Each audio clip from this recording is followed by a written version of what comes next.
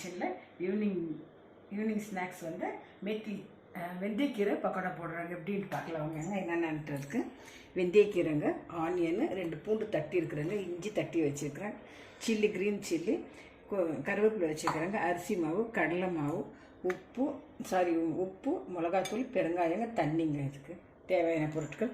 இது மிக்ஸ் பண்ணலாம் வாங்க. இப்போ வெந்தயக்கீரை போட்டுட்டுங்க, தண்ணி பார்த்துக்குன்னு மிக்ஸ் பண்ணுங்க. ஒரு பாத்திரம் சின்னதாக இருந்தால் இதில் போட்டுக்கலாங்க. கடல மாவு போட்டாச்சு. இப்போ அரிசி மாவுங்க. எண்ணெய் சூடாகிடுச்சுங்க, பக்கோடா போட்டுடலாங்க.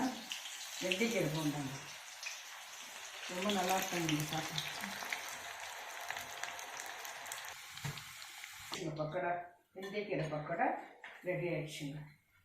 பக்கோடா ரெடி ஆகிடுச்சுங்க. வெந்தயக்கீரை பக்கோடா. அதுக்கு மின்ட் சட்னி வச்சுருக்கிறேன், புதினா சட்னிங்க. இந்த வெதருக்கு வந்து ஈவினிங்கில் பசங்களுக்கு செஞ்சு கொடுத்தா நல்லா சாப்பிடுவாங்க, லைக் பண்ணி சாப்பிடுவாங்க. நீங்களும் வீட்டில் ட்ரை